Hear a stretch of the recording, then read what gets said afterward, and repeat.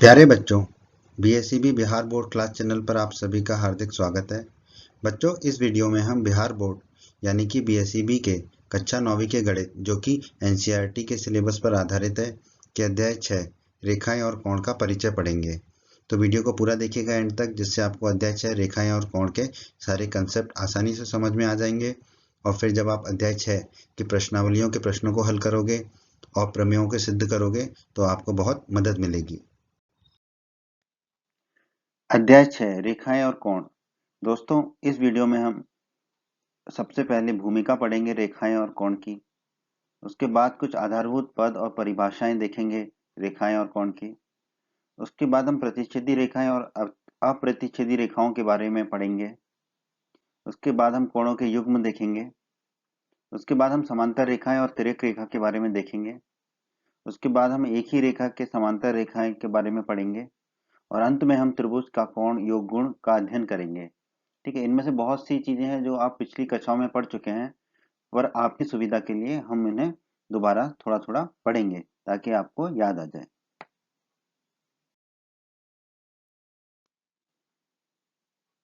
भूमिका। दोस्तों, इस अध्याय में हम कोणों के उन गुणों का अध्ययन करेंगे जब दो रेखाएं परस्पर प्रतिच्छेद करती हैं। प्रतिच्छेद का मतलब होता है एक दूसरे को काटती हैं। तो देखते हैं, यहाँ पर आप देखिए दो रेखाएं हैं आपको, ए बी एक रेखा है और दूसरी रेखा क्या है, सी से लेकर डी तक, सी डी। ये दोनों रेखाएं जो है एक दूसरे को कहाँ पर काट रही हैं, बिंदु ओ पर। ठीक है, बिंदु ओ पर काट रही हैं। ठीक है, और चार कोण बन रहे हैं। एक कोण ये है, एक कोण ऊपर है, एक कोण बाईं तरफ है और एक कोण दाईं तरफ है। ये चार कोण बन रहे हैं। तो जब ये दो रेखाएं एक दूसरे को प्रतिच्छेद करती हैं तो हम कोणों कोणों के गुणों का अध्ययन करेंगे इस अध्याय में।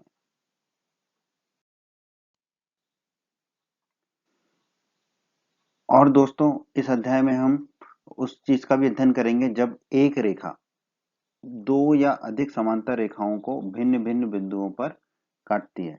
ठीक है, इसको चित्र के माध्यम से देखते हैं। यहाँ पर एक रेखा है एम, एक रेखा है एन। ये दोनों परस्पर समांतर हैं। ये दो रेखाएं हो गई। इन दोनों रेखाओं को ये दोनों रेखाएं समांतर रेखाएं हैं और इन दोनों रेखाओं को एक तीसरी रेखा एल काट रही है दो भिन्न भिन्न बिंदुओं पर। ठीक है, ये दो भिन्न भिन्न बिंदुओं पर काट रही है। तो आप देखेंगे कि यहाँ पर हमें बहुत से कोण मिल रहे हैं, जैसे कि कोण एक, कोण दो, कोण तीन, कोण चार, कोण पाँच, कोण छः, कोण सात, कोण आठ। ठीक है, तो ये 8 कोण हमें मिल रहे हैं। तो हम इन कोणों के गुणों का अध्ययन करेंगे इस अध्याय में। ठीक है, जब समांतर रेखाओं को एक अन्य रेखा दो भिन्न भिन्न बिंदुओं पर काटती है तब कोणों के क्या गुण होते हैं। आधारभूत पद और परिभाषाएं। दोस्तों, हम कुछ आधारभूत पद और उनकी परिभाषाओं को पढ़ते हैं यहाँ पर। तो सबसे पहला आधारभूत पद है रेखाखंड। इसकी परिभाषा देखते हैं। एक रेखा का वह भाग। ठीक है, तो एक रेखा का भाग है जिसके दो अंत बिंदु हों, क्या कहलाता है, रेखाखंड कहलाता है। ठीक है, तो इसको समझते हैं।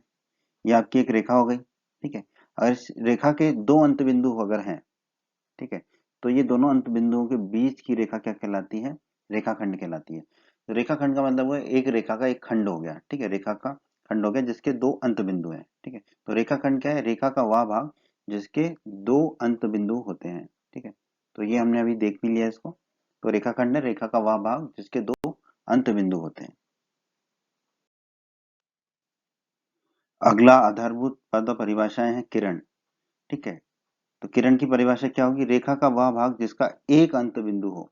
ठीक है, रेखाखंड के कितने अंत बिंदु थे, दो अंत बिंदु। रेखा का वह भाग जिसका एक अंत बिंदु हो क्या कहलाता है, किरण कहलाता है। ठीक है, तो देख लेते हैं। ये यहाँ पर आप देखिए बाईं तरफ रेखा का एक अंत बिंदु है, तो ये क्या कहलाता है, हमारा किरण। लेकिन दाईं तरफ देखेंगे तो ये अनंत की तरफ जाती है रेखा। ये रेखा अनंत की तरफ जा रही है। इसमें तीर का निशान है। ठीक है, एक तरफ। तो अगर एक तरफ तीर का निशान है तो वो कहलाती है किरण। दोनों तरफ तीर का निशान है तो कहलाती है रेखा।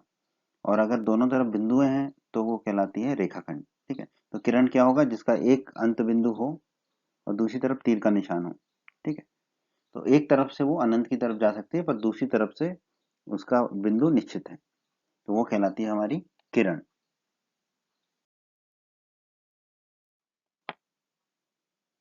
अगला पद और परिभाषा है संरेख बिंदु एवं असंरेख बिंदु।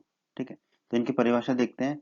यदि तीन यहाँ याद रखिए, यदि 3 या अधिक बिंदु एक ही रेखा पर स्थित हों तो वे बिंदु क्या कहलाते हैं? सरेख बिंदु।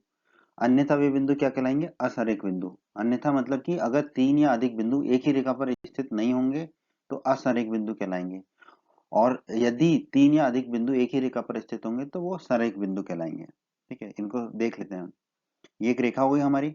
अगर 3 बिंदु 1 2 3 या उससे अधिक बिंदु एक ही रेखा पर है तो वो क्या कहलाती है? सरेख बिंदु। वो बिंदु क्या कहलाते हैं हमारे? सरेख बिंदु। लेकिन दूसरी परिभाषा देखते हैं। एक रेखा, उस पे एक बिंदु, दूसरा बिंदु रेखा पर नहीं है और तीसरा बिंदु रेखा पर है। तो यहाँ पर रेखा पर कितने बिंदु हैं? सिर्फ 2 बिंदु हैं, 3 बिंदु नहीं है। तो 3 या उससे अधिक बिंदु एक ही रेखा पर स्थित नहीं है तो ये तीनों बिंदु क्या कहलाएंगे? असरेख बिंदु। ये तीनों बिंदु कहलाएंगे असरेख बिंदु। यही इनकी परिभाषा है दोस्तों। बच्चों, अगर आप हमारे बिहार बोर्ड क्लास चैनल पर नए हैं और आपने अभी तक हमारा बिहार बोर्ड क्लास चैनल को सब्सक्राइब नहीं किया है तो आप जल्दी से सब्सक्राइब बटन को दबाकर हमारे बिहार बोर्ड क्लास चैनल को सब्सक्राइब कर लीजिए और बेल आइकन को भी दबा दीजिए। इससे आपको क्या फ़ायदा होगा कि जब भी हमारे चैनल पे कोई भी नया वीडियो आएगा तो उसका नोटिफिकेशन सबसे पहले आपको मिलेगा, और जब भी आप यूट्यूब पर कोई वीडियो सर्च करेंगे तो हमारा बिहार बोर्ड के वीडियोज़ आपको सर्च में ऊपर नज़र आने लगेंगे। बच्चों, इस अध्याय के बाकी अन्य सभी वीडियोस को देखने के लिए आप कभी भी आई बटन पर क्लिक कर सकते हैं। आई बटन पर क्लिक करने से आपको इस अध्याय के सभी वीडियोस के लिंक मिल जाएंगे। आइए दोस्तों, अब हम कोण, भुजाएं एवं शीर्ष की परिभाषाओं को देखें। हालांकि आप इनको पिछली कक्षाओं में पढ़ चुके हैं, पर आपकी सुविधा के लिए हम इनको दोबारा जल्दी से देख लेते हैं। तो जब दो किरणें एक ही अंत बिंदु से प्रारंभ होती है तो एक कोण बनता है। ठीक है, एक ही अंत बिंदु से अगर दो दो किरणें प्रारंभ होती हैं तो क्या बनता है? हमारा कोण बनता है। तो हम देख लेते हैं। ये रहा हमारा एक अंत बिंदु, इससे ये किरण चालू हुई हमारी, प्रारंभ हुई, दूसरी किरण ये प्रारंभ हुई, तो इन दोनों के बीच में क्या बनेगा? कोण बनेगा। ये बन गया हमारा कोण। ठीक है, ये हो गया हमारा कोण। अब कोण को बनाने वाली दोनों किरणें क्या कहलाती हैं? भुजाएं कहलाती हैं। तो यहाँ कोण को मिलाने वाली भुजाएं, एक भुजा ये हो गई जो समतल पर रखी है नीचे, और दूसरी भुजा ऊपर। तो ये दोनों क्या है? भुजाएं कहलाती हैं। जो कोण बनाती हैं, जो किरणें कोण बनाती हैं, वो किरणें क्या कहलाती हैं? भुजाएं कहलाती हैं। और वह उभयनिष्ठ बिंदु कोण का शीर्ष वह उभयनिष्ठ अंत बिंदु कोण का शीर्ष कहलाता है। ठीक है, तो जो उभयनिष्ठ बिंदु है वो कोण का क्या कहलाता है? शीर्ष कहलाता है। उभयनिष्ठ का मतलब होता है कॉमन। ठीक है, जो दोनों किरणों में कॉमन है बिंदु, दोनों किरणें जहां पर मिल रही हैं अंत बिंदु पर, वो अंत बिंदु क्या कहलाता है? हमारा शीर्ष कहलाता है। ठीक है, तो यही परिभाषा है हमारी कोण, भुजाएं एवं शीर्ष की। बहुत आसान है, आपको पता भी होगी पहले से।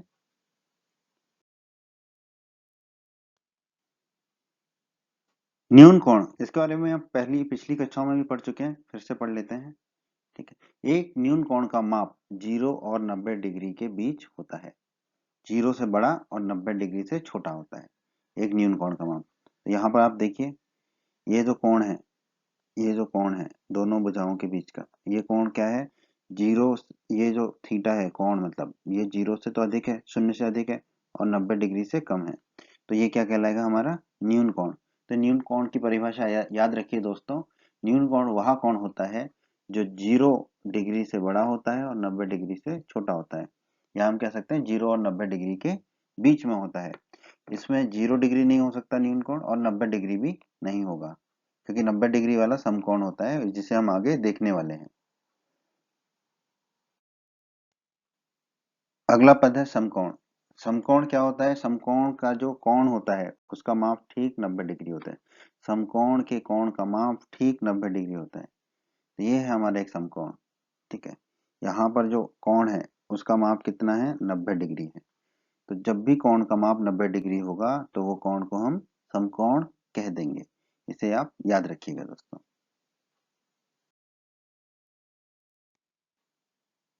आइए दोस्तों, अब हम अधिक कोण के बारे में पढ़ते हैं। तो अधिक कोण क्या होता है? एक अधिक कोण का माप 90 डिग्री और 180 डिग्री के बीच में होता है। ना तो ये 90 डिग्री होगा ना 180 डिग्री होगा, इसके बीच में कहीं होगा। तो ये देखिए, ये जो कोण है, ये जो कोण आपको दिया गया है, ये क्या है? अधिक कोण। क्योंकि ये कोण जो है वो 90 डिग्री से अधिक है और 180 डिग्री से कम है, तो ये कोण क्या कहलाएगा? अधिक कोण कहलाएगा।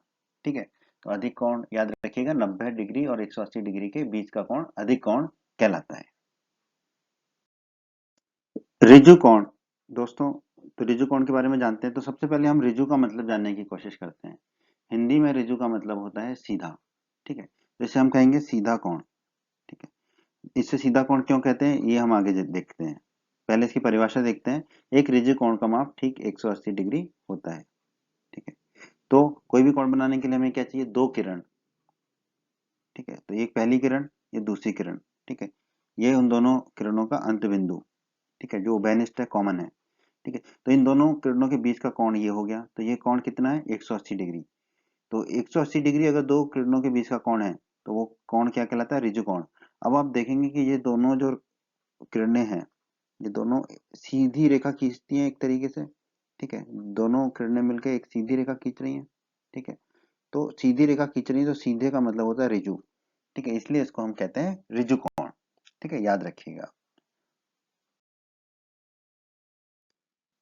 प्रतिवर्ती कोण, इसकी परिभाषा देखते हैं। एक प्रतिवर्ती कोण का माप 180 डिग्री और 360 डिग्री के बीच होता है, ठीक है।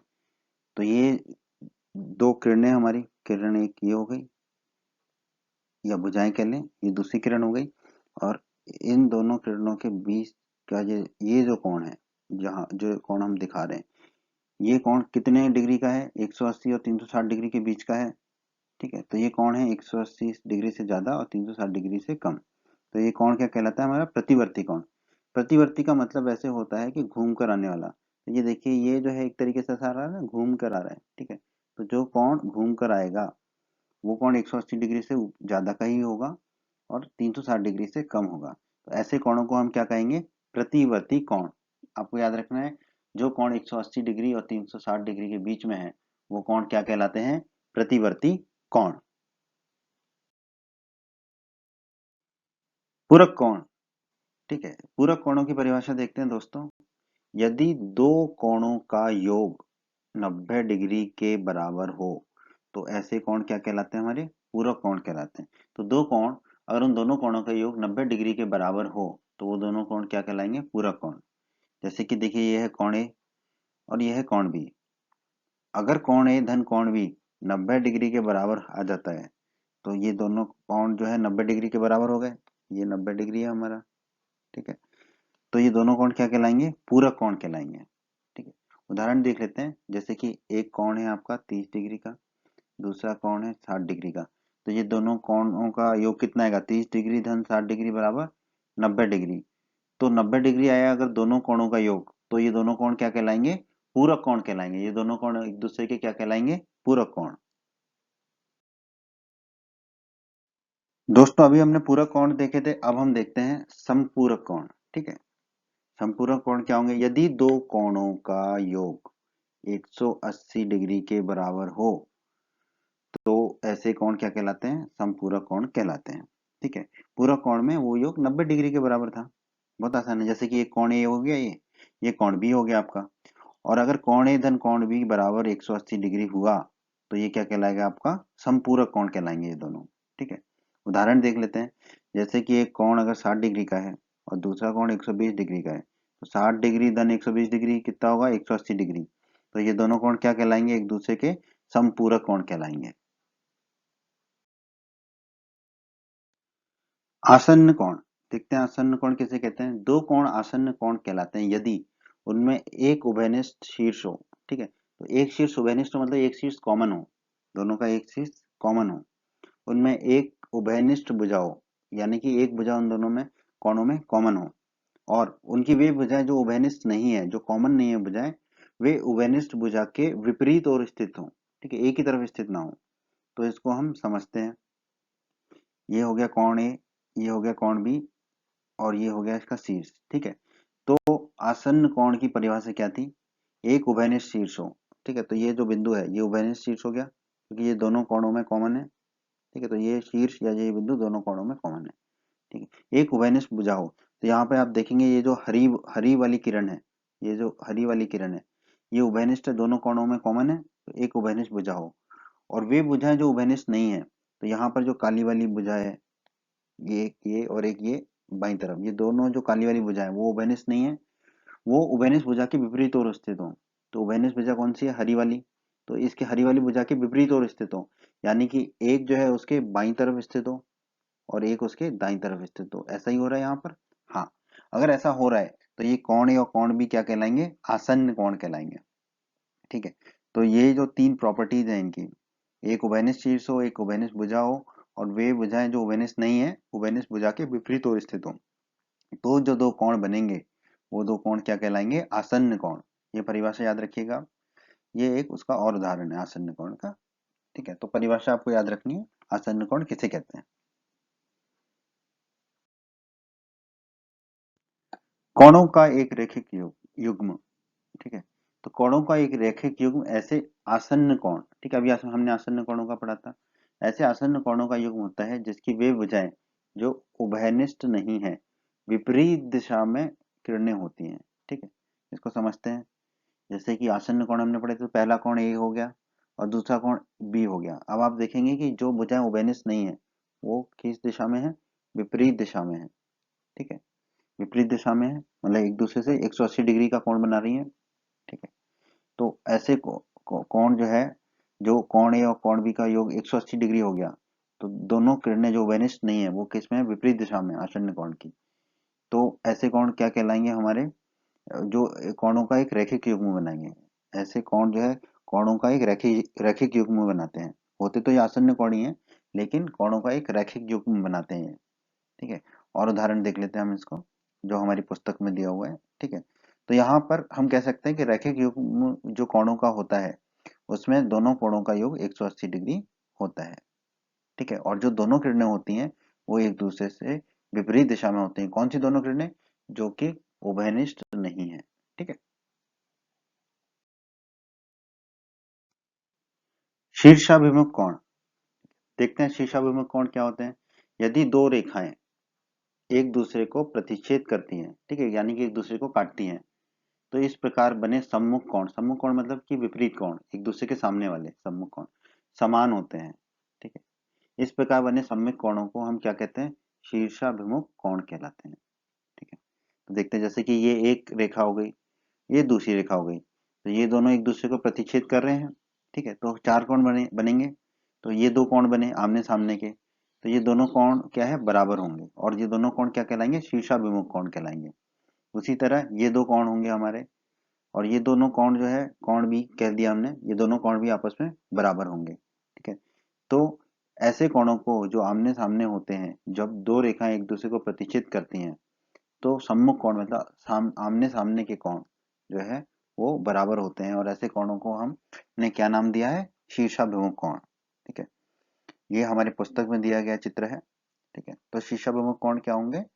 जब दो रेखाएं एक दूसरे को प्रतिच्छेद करें तो आमने सामने के जो कोण होते हैं वो कहलाते हैं हमारे शीर्षाभिमुख कोण।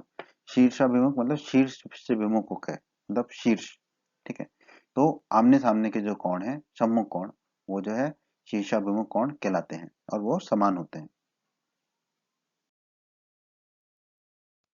आइए अब हम प्रतिच्छेदी रेखाओं के बारे में पढ़ते हैं। ठीक है, बहुत आसान है। दो रेखाएं एल और एम प्रतिच्छेद करती हैं यदि उनमें एक बिंदु उभयनिष्ठ है। एक बिंदु उभयनिष्ठ मतलब एक बिंदु कॉमन है, यानी कि वो दोनों एक दूसरे को एक बिंदु पर काटती हैं। ठीक है, तो दो रेखाएं अगर एक दूसरे को एक बिंदु पर काटती हैं तो वो रेखाएं क्या कहलाती हैं? प्रतिच्छेदी रेखाएं कहलाती हैं। देख लेते हैं, जैसे कि ये एक रेखा हो गई, ये दूसरी रेखा हो गई, तो ये दोनों एक दूसरे को एक बिंदु पर काट रही हैं।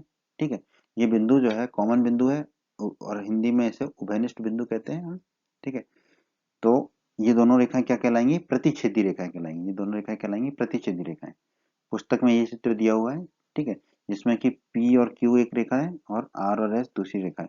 ये दोनों एक दूसरे को एक बिंदु पर काटती हैं, तो ये दोनों क्या कहलाती हैं? प्रतिच्छेदी रेखाएं कहलाती हैं। दोस्तों, अभी हमने प्रतिच्छेदी रेखाओं के बारे में पढ़ा था, अब हम अप्रतिच्छेदी रेखाओं के बारे में पढ़ेंगे। तो ये अप्रतिच्छेदी रेखाएं क्या होंगी? जो कि प्रतिच्छेदी रेखाएं नहीं होंगी, वो अप्रतिच्छेदी रेखाएं होंगी। ठीक है, तो वे रेखाएं अप्रतिच्छेदी रेखाएं कहलाती हैं जो एक दूसरे से कभी नहीं मिलती हैं। ठीक है, किसी भी बिंदु पर नहीं मिलती हैं, और उनके बीच की दूरी सदैव समान रहती है। ठीक है, तो दोस्तों ये आपको याद होगा, अध्याय 5 में के वीडियोस में भी हमने पढ़ा था समांतर रेखाएं।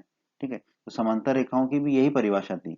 तो अप्रतिच्छेदी रेखाएं जो है वो समांतर रेखाएं ही होती हैं। ठीक है, तो जैसे कि एक रेखा ये हो गई, दूसरी रेखा ये हो गई। ये दोनों रेखा एक दूसरे को कभी नहीं काटेंगी, एक दूसरे को कभी नहीं मिलेंगी, कभी नहीं प्रतिच्छेद करेंगी और इनके बीच की दूरी सदैव समान रहेगी। तो ये क्या कहलाएंगी? अप्रतिच्छेदी रेखाएं या समानांतर रेखाएं। ठीक है, आपकी पुस्तक में ये चित्र दिया हुआ है। ठीक है, यहाँ पर पी क्यू और आर एस ये दो समांतर या अप्रतिच्छेदी रेखाएं हैं। बच्चों, अगर आप हमारे बिहार बोर्ड क्लास चैनल पर नए हैं और आपने अभी तक हमारा बिहार बोर्ड क्लास चैनल को सब्सक्राइब नहीं किया है तो आप जल्दी से सब्सक्राइब बटन को दबाकर हमारे बिहार बोर्ड क्लास चैनल को सब्सक्राइब कर लीजिए और बेल आइकन को भी दबा दीजिए। इससे आपको क्या फ़ायदा होगा कि जब भी हमारे चैनल पे कोई भी नया वीडियो आएगा तो उसका नोटिफिकेशन सबसे पहले आपको मिलेगा और जब भी आप यूट्यूब पर कोई वीडियो सर्च करेंगे तो हमारा बिहार बोर्ड के वीडियोज़ आपको सर्च में ऊपर नज़र आने लगेंगे। बच्चों, इस अध्याय के बाकी अन्य सभी वीडियोस को देखने के लिए आप कभी भी आई बटन पर क्लिक कर सकते हैं। आई बटन पर क्लिक करने से आपको इस अध्याय के सभी वीडियोस के लिंक मिल जाएंगे। आइए दोस्तों, अब हम कुछ अभिग्रहित का अध्ययन करें। अभिग्रहित 6.1 ये क्या कहता है? यदि एक किरण एक रेखा पर खड़ी हो तो इस प्रकार बने दोनों आसन्न कोणों का योग कितना होता है? 180 डिग्री होता है। ठीक है, ये अभिग्रहित है। देखते हैं, ये एक रेखा है, इस पर एक बिंदु, इस बिंदु पर एक किरण। ठीक है, तो इसमें ये पहला कोण ए और ये कोण बी। ठीक है, तो अभिग्रहित क्या कह रहा है कि ये दोनों कोणों का योग कितना होगा? 180 डिग्री होगा। ठीक है, क्योंकि रेखा पर ये किरण स्थित है। ठीक है, और दोस्तों आपको याद होगा कोणों का एक रैखिक युग्म जो हमने अभी अभी पढ़ा है उसमें भी यही बात कही गई थी। ठीक है, उसमें बस रेखा की जगह क्या था? दो विपरीत दिशाओं में किरण थी। तो दो विपरीत दिशाओं में जो किरण होती है वो एक रेखा ही होती है। ठीक है, तो एक किरण अगर एक रेखा पर खड़ी है तो दोनों आसन्न कोणों का योग कितना होगा? 180 डिग्री होगा। ठीक है, तो ये आपको याद रखना है। अभिग्रहित को, इस अभिग्रहित को आपको याद रखना है। अभिग्रहित आपको पता ही होगा कि जिनको हम सत्य मान लेते हैं, जिनको हम सिद्ध नहीं करते हैं। ठीक है, तो याद रखिए, एक किरण अगर एक रेखा पर खड़ी है तो इस प्रकार बने दोनों आसन्न कोणों का योग 180 डिग्री होगा। अभिग्रहित 6.2 आइए दोस्तों इसको पढ़ते हैं हम। यदि दो आसन्न कोणों का योग 180 डिग्री है तो उनकी अउभयनिष्ठ भुजाएं। ठीक है, अउभयनिष्ठ भुजाएं मतलब कि जो भुजाएं उभयनिष्ठ नहीं है, एक रेखा बनाती हैं। ठीक है, तो चलिए इसको हम देखते हैं। ये हो गया आपका कोण ए। ठीक है, इसमें ये हो गई एक रेखा और हरी रेखा जो है वो उभयनिष्ठ रेखा होगी आसन्न कोणों के लिए। ठीक है, तो ये दूसरी बाईं तरफ हो गई हमारी दूसरी रेखा अउभयनिष्ठ। ठीक है, तो दो अउभयनिष्ठ रेखाएं मिली हमें, एक बाईं तरफ और एक दाईं तरफ। ठीक है, अगर कोण ए और कोण बी इन दोनों का योग 180 डिग्री है तो ये दोनों अवभनिष्ठ रेखाएं क्या, अवभनिष्ठ भुजाएं क्या बनाएंगी? एक रेखा बनाएंगी। तो आप देखिए ये एक रेखा ही बना रही है अवभनिष्ठ भुजाएं। ठीक है, यही अभिग्रहित कह रहा है। तो अभिग्रहित को हमें याद रखना है कि यदि दो आसन्न कोणों का योग 180 डिग्री है तो उनकी अउभयनिष्ठ भुजाएं जो है वो एक रेखा बनाती हैं। ठीक है, ये आपको याद रखना है दोस्तों, बहुत ही आसान है ये।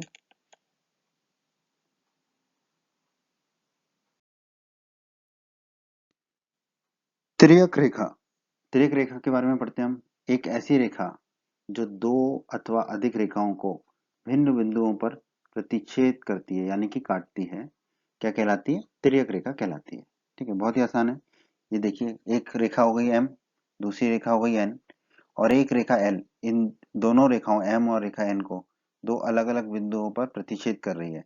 तो रेखा एल जो है हमारी वो क्या कहलाएगी? त्रियक रेखा। रेखा एल कहलाएगी हमारी त्रियक रेखा। ठीक है, पुस्तक में आपका ये चित्र दिया हुआ है।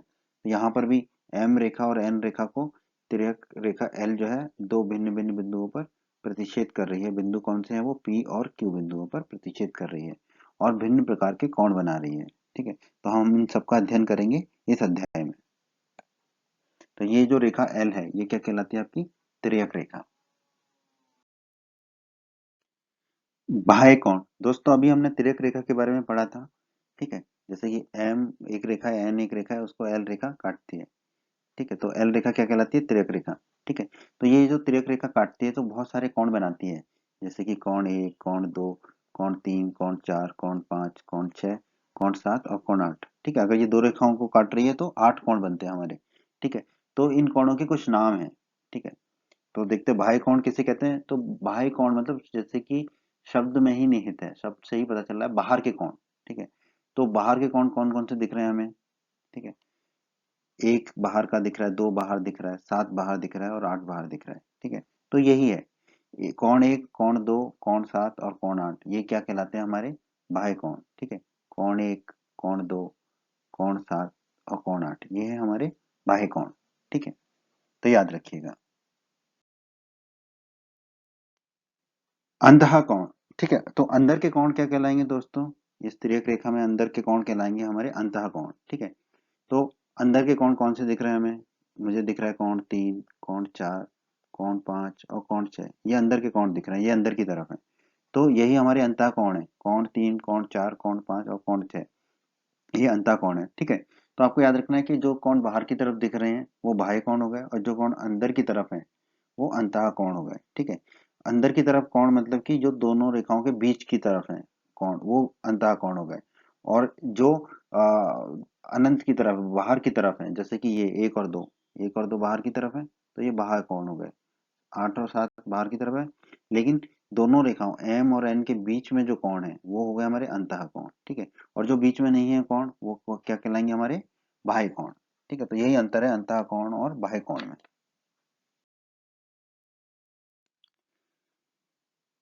संगत कोण। दोस्तों अब हम देखते हैं कि किन कोणों को हम संगत कोण कहते हैं। ठीक है, कोण 1 और कोण 5 संगत कोण कहलाएंगे। ये कोण 1 और ये कोण 5, ठीक है, ये संगत कोण कहलाएंगे। तो ये क्या कोण, कौन से कोण है? तिर्यक रेखा के एक ही तरफ के कोण हो गए एक तो। ठीक है, और दोनों रेखाओं के ऊपर वाले कोण हो गए। ठीक है, तो तिर्यक रेखा के एक तरफ के और दोनों रेखाओं के भी एक तरफ के, यानी दोनों रेखाओं के ऊपर हो या दोनों रेखाओं से नीचे हो, तो ये कोण क्या कहलाते हैं? संगत कोण। तो 1 और 5 संगत कोण है। उसी तरह हम कह सकते हैं 2 और 6। ठीक है, 2 और 6 संगत कोण है। क्यों? क्योंकि 2 और 6 कोण जो है एल तिर्यक रेखा के दाईं तरफ है दोनों कोण, और दोनों कोण दोनों रेखाएं जो एम और एन है उसके ऊपर की तरफ है। ठीक है, तो ये दोनों क्या है? हमारे संगत कोण। उसी तरह कोण 4 और कोण 8। ठीक है, कोण 4 और कोण 8 ये संगत कोण है। क्यों है? क्योंकि ये तिर्यक रेखा एल के बाईं तरफ है दोनों कोण, और दोनों रेखाएं एम और एन के नीचे की तरफ है। ठीक है, 4 भी नीचे की तरफ है एम से, और 8 भी एन से नीचे की तरफ है। ठीक है, तो ये दोनों कोण क्या कहलाएंगे? संगत कोण। उसी तरह 3 और 7। ठीक है, 3 और 7 भी संगत कोण है। ठीक है, अब ये 3 और 7 संगत कोण क्यों? क्योंकि ये तिर्यक रेखा एल के दाईं तरफ है दोनों कोण, और दोनों कोण जो है रेखा एम के भी नीचे है और दूसरा रेखा एन के नीचे है। ठीक है, तो दोनों कोण जो है दोनों रेखाओं के नीचे हैं और तिर्यक रेखा के दाईं तरफ है। ठीक है, तो इस तरह हमने देखा कि तिर्यक रेखा के एक ही तरफ के कोण और दोनों रेखाओं से ऊपर हो या दोनों रेखाओं के नीचे हो, वो कोण क्या कहलाते हैं? संगत कोण कहलाते हैं।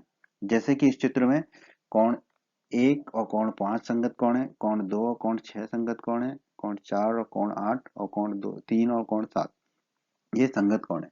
तो ये संगत कोण आपको पहचानना आना चाहिए। ठीक है, ये बहुत काम का है।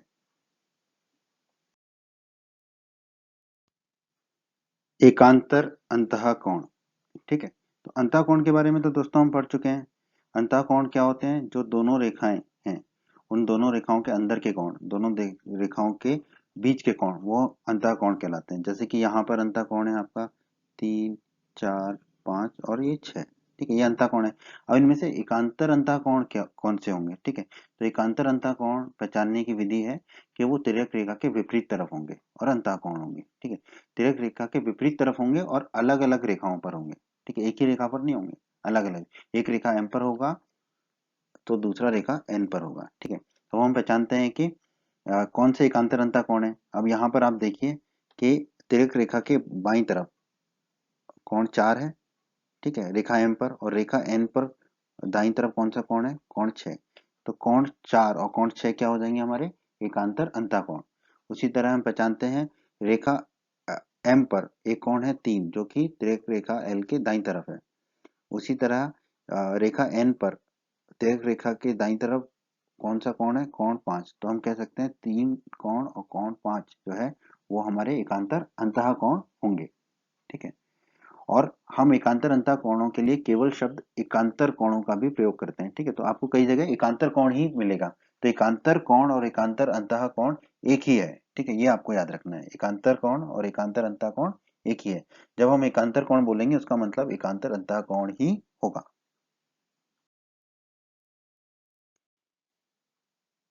एकांतर बाह्य कोण, ठीक है, तो अभी हमने बाह्य कोण देखे थे, तो बाह्य कोण कौन कौन से थे हमारे? कोण 1, कोण 2, कोण 7 और कोण 8। ठीक है, तो इन्हीं में से दो दो कोणों का युग्म होगा जो एकांतर बाह्य कोण कहलाएगा। ठीक है, तो एकांतर मतलब कि हम कह सकते हैं कि अलग अलग रेखाओं पर होंगे। ठीक है, तो हम देख लेते हैं कि तिर्यक रेखा एल के एक तरफ एक कोण है एल, एक एक कोण है एक। ठीक है, और दूसरी तरफ दूसरी रेखा पर कौन सा कोण है? 7। ठीक है, तो कोण 1 और कोण 7 क्या होंगे हमारे? एकांतर बाह्य कोण। उसी तरह तिर्यक रेखा एल के दाईं तरफ एम रेखा पर कौन सा कोण है? कोण 2। और बाईं तरफ उल्टी तरफ एन रेखा पर कौन सा कोण है? कोण 8। तो हम कह सकते हैं कोण 2 और कोण 8 भी क्या होंगे हमारे? एकांतर बाह्य कोण होंगे। ठीक है, इस तरह हमें इन एकांतर बाह्य कोणों को पहचानना है दोस्तों।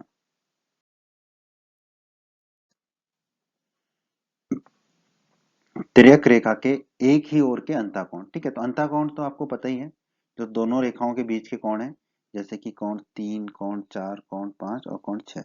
ठीक है, ये अंतःकोण है। अब इसमें कहा गया तिर्यक रेखा के एक ही ओर के। ठीक है, तो अब तिर्यक रेखा के बाईं तरफ के अंतःकोण कौन कौन से हो गए? कोण 4 और कोण 5, ये एक ही ओर के हो गए। ठीक है, तो कोण 4 और कोण 5 क्या हो गए? तिर्यक रेखा के एक ही ओर के अंतःकोण। उसी तरह दाईं तरफ के कोण कौन से हो गए अंतःकोण? कोण 3 और कोण 6। तो कोण 3 और कोण 6 भी क्या हो गए? तिर्यक रेखा के एक ही ओर के अंतःकोण। ठीक है, और तिर्यक रेखा के एक ही ओर के अंतःकोणों को हम क्रमागत अंतःकोण या संबंधित कोण या सह अंतःकोण भी कहते हैं। ठीक है, तो ये इनके अलग अलग नाम है जिसको आप याद रख सकते हैं।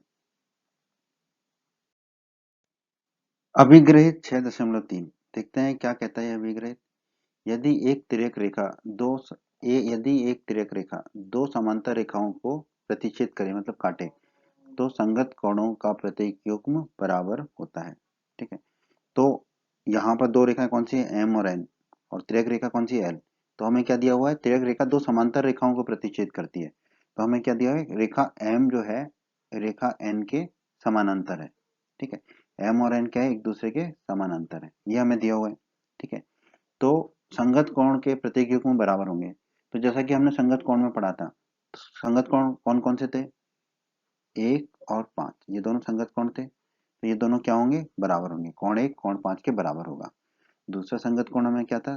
कोण 2 और कोण 6, तो ये दोनों भी क्या होंगे? बराबर होंगे। तो कोण 2 बराबर कोण 6।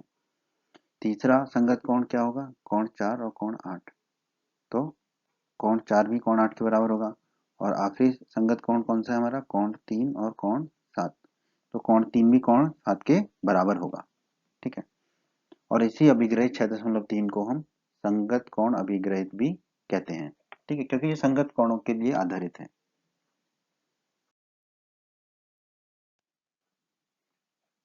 अभिग्रहित 6.4 क्या कहता है? यदि एक तिर्यक रेखा, ठीक है, दो रेखाओं को इस प्रकार प्रतिच्छेद करे यानी कि काटे, ठीक है, कि संगत कोणों के का एक युग्म बराबर है, तो दोनों रेखाएं परस्पर समानांतर होंगी। तो आप देखेंगे कि ये अभिग्रहित 6.3 का विलोम है, एकदम उल्टा है। ठीक है, तो यहाँ पर दो रेखाएं हैं एम और एन। ठीक है, और एल एक तिर्यक रेखा है। ठीक है, जो उन्हें प्रतिच्छेद कर रही है, काट रही है दो बिंदुओं पर, दो बिंदुओं।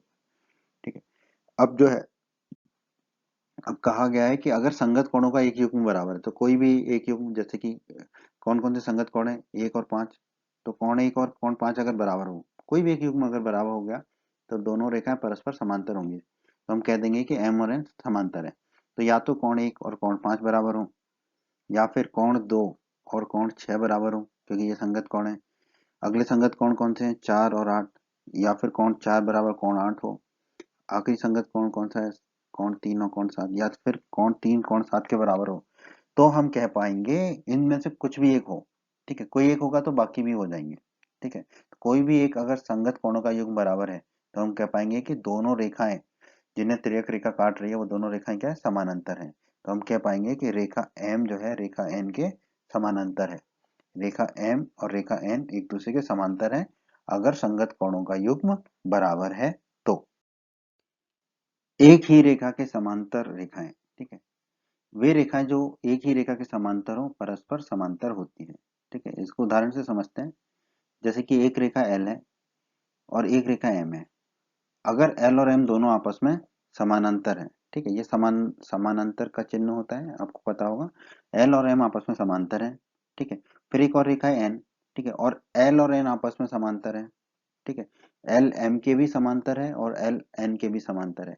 तो हम कह सकते हैं कि एम और एन जो है वो फिर आपस में एक दूसरे के समानांतर होंगी, ठीक है। तो अगर दो रेखाएं, जो रेखा एक दूसरे के समांतर है, ठीक है, जैसे कि एल जो है वो एम के भी समांतर है और एल एन के भी समांतर है, ठीक है। तो एम के समांतर एल है और एन के समांतर भी एल है। तो इससे हम कह पाएंगे कि एम और एन जो है वो आपस में भी एक दूसरे के समानांतर होंगी, ठीक है। ये आपके पुस्तक में दिया गया चित्र है, ठीक है। यहाँ पर आपको एल, एम और एन, ये तीन रेखाएं दी हैं जो आपस में समानांतर हैं और इनको एक तिर्यक रेखा काट रही है टी, ठीक है। फिर हम इनके कोणों के गुणों का अध्ययन कर सकते हैं, ठीक है। तो आपको याद रखना है कि वे रेखाएं जो एक ही रेखा के समांतर हो परस्पर समांतर होती हैं, ठीक है। तो यहाँ पे आपने देखा कि एम एल के समांतर है और एन भी एल के समांतर है, तो फिर एम और एन आपस में क्या हो गए, समानांतर हो गए। त्रिभुज का कोण योग गुण। यदि एक त्रिभुज की एक भुजा बढ़ाई जाए तो इस प्रकार बना बहिष्कोण, बहिष्कोण मतलब बाहर का कोण, दोनों अंतः अभिमुख, अभिमुख का मतलब होता है विपरीत कोणों के योग के बराबर होता है, ठीक है। तो समझते हैं पहले तो अंतः अभिमुख कोण कौन से हैं और बहिष्कोण क्या है। तो यहाँ पर जो कोण एक है वो क्या है, अंतः अभिमुख कोण। कोण दो भी अंतः अभिमुख कोण है, किसका, कोण चार का, कोण चार। क्योंकि कोण हमने क्या किया, यहाँ पर एक त्रिभुज था आपका पी क्यू और आर, ठीक है। तो यहाँ पर हमने आर को आगे बढ़ा दिया, एस तक ले गए, ठीक है।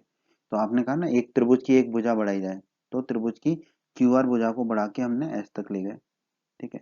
तो यहाँ पर जो बहिष्कोण बनेगा, बहिष्कोण मतलब बाहर की तरफ जो कोण बनेगा त्रिभुज के बाहर, तो वो कोण कौन सा है, चार। तो इस कोण को हमने कहा चार कोण, ठीक है।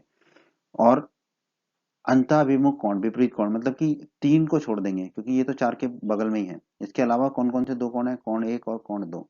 तो कोण एक और कोण दो हमारे क्या कहलाएंगे, अंतःअभिमुख कोण, अंतःअभिमुख कोण। तो हमें क्या दिया गया है फिर, ये जो बहिष्कोण है कोण चार, वो किसके बराबर होगा, अंतःअभिमुख कोणों के योग के बराबर होगा। तो कोण चार बराबर क्या हो जाएगा आपका, कोण एक धन कोण दो, ठीक है। ये आपको याद रखना है कि बहिष्कोण जो है जो विपरीत दिशाओं में कोण है उन दोनों कोणों के योग के बराबर होगा, ठीक है। इससे यह भी स्पष्ट हो गया कि किसी त्रिभुज का एक बहिष्कोण अपने दोनों अंतःअभिमुख कोणों से प्रत्येक से बड़ा होता है, ठीक है। अब देखिए कोण चार जो है कोण एक धन कोण दो है, तो कोण चार जो है वो कोण एक से भी बड़ा होगा और कोण दो से भी बड़ा होगा, ये स्पष्ट हो जाता है, ठीक है। तो दोस्तों इस अध्याय के परिचय में हमने बहुत सारी चीजों को पढ़ा। उम्मीद करता हूँ कि आपको समझ आया होगा। अब हम इनके प्रमेय के बारे में पढ़ेंगे आगे के वीडियोस में, ठीक है। प्रमेय के बाद हम इसकी प्रश्नावली के प्रश्नों को हल करेंगे उसके आगे के वीडियोस में। उम्मीद करते हैं बच्चों आपको हमारा ये वीडियो पसंद आया होगा। बच्चों अगर आप बिहार बोर्ड क्लास चैनल पर नए हैं और आपने अभी तक हमारे चैनल को सब्सक्राइब नहीं किया है तो सब्सक्राइब बटन को दबाकर जल्दी से चैनल को सब्सक्राइब कर लीजिए और बेल आइकन को भी दबा दीजिए। इससे आपको क्या फ़ायदा होगा, जब भी हमारे चैनल पर कोई भी नया वीडियो आएगा तो उसका नोटिफिकेशन सबसे पहले आपको मिलेगा। और जब भी आप यूट्यूब पर वीडियोज़ को सर्च करेंगे तो हमारे चैनल के वीडियोज़ आपको ऊपर नज़र आने लगेंगे। आप हमारे वीडियोस को अपने साथी छात्रों के साथ, दोस्तों के साथ व्हाट्सएप और फेसबुक पर अवश्य शेयर कीजिए जिससे आपके दोस्तों को भी लाभ हो सके। आपको वीडियो पसंद आया है तो वीडियो को लाइक अवश्य करें और इस अध्याय के अन्य सभी वीडियोस को देखने के लिए आई बटन पर क्लिक करें। आई बटन पर क्लिक करने से आपको इस अध्याय के सभी वीडियोस के लिंक प्राप्त हो जाएंगे। धन्यवाद बच्चों।